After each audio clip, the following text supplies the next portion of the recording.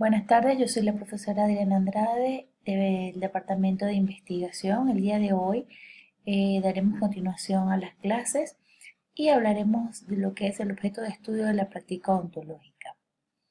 Durante la clase anterior estuvimos conociendo y hablando un poco acerca de lo que era el conocimiento y el papel que él ejercía dentro de la sociedad. ¿Recuerdan ustedes la importancia del conocimiento?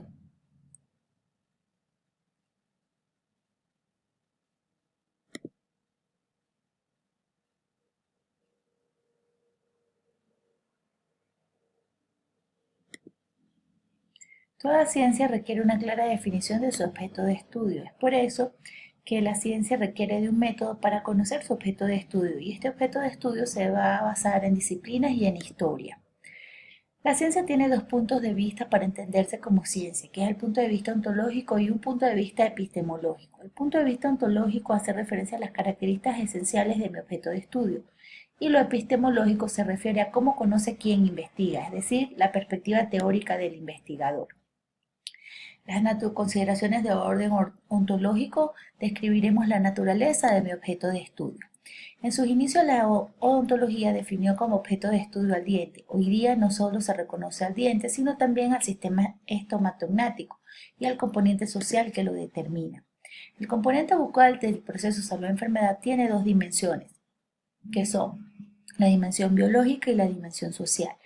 Ambas dimensiones deben interrelacionarse entre sí para poder llevarnos a entender entonces lo que es el proceso salud-enfermedad y cómo influye ella en lo que es entonces la práctica odontológica.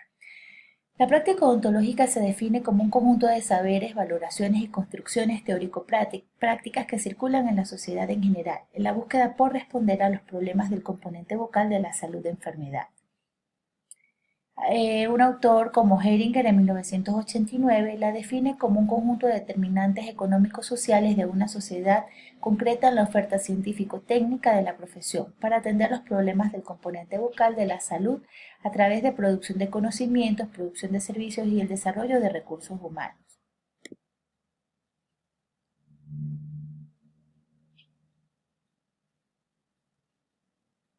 Tenemos entonces los cuatro componentes que señala el autor, que son fundamentales en la práctica odontológica: producción de servicios, producción de conocimientos, formación de recursos humanos y legitimador gremial. La práctica odontológica en Venezuela ha tenido un impacto precario en el perfil epidemiológico del componente bucal, de la salud y de la enfermedad humana. Ella no ha podido construir explicaciones estructurales y científicas sobre el componente bucal del proceso salud-enfermedad colectivo.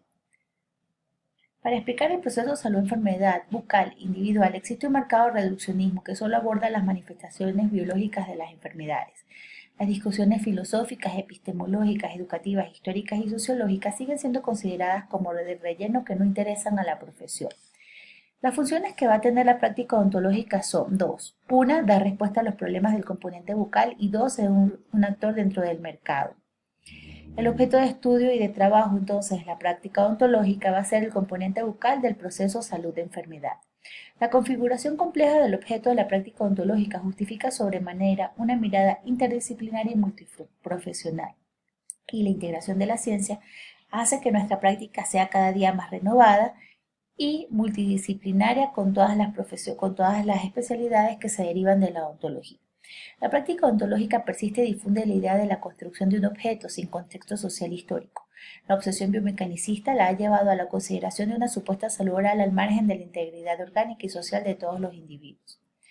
En Venezuela se considera la práctica ontológica un trabajo social descontextualizado.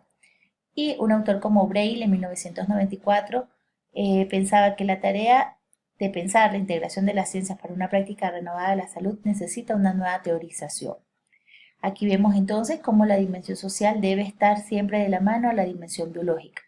El proceso salud-enfermedad deja de concebirse entonces como algo exclusivamente biológico e individual y se plantea como un proceso condicionado socialmente que se concreta en seres históricos, en grupos que se relacionan con la naturaleza y entre sí de cierta manera, es decir, que van a trabajar y vivir en circunstancias históricamente determinadas.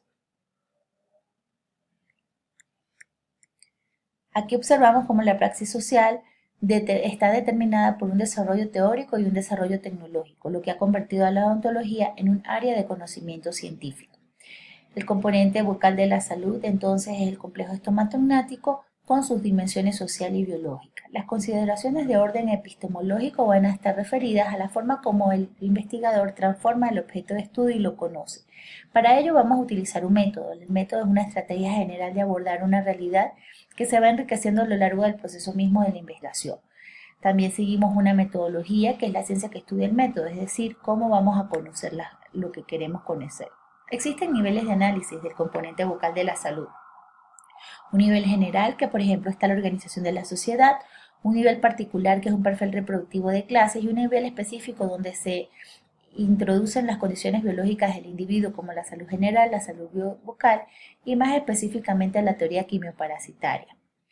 Los retos de la odontología en este momento en los países latinoamericanos pues se hace necesario investigar, estudiar y crear, realizar diagnósticos objetivos críticos y prospecciones viables para todos y cada uno de los graves problemas de salud bucal que afectan a nuestros pueblos y naciones. Es por ello que se hace necesario cada día más investigar e indagar en los problemas de salud que nos competen, que nos interesan como universidad y como ciudad y como nación. Es por esto que el principal reto que tenemos es seguir investigando para dar a conocer todo aquello que podamos publicar y lo que nos hace la diferencia para ser profesionales competitivos cada día.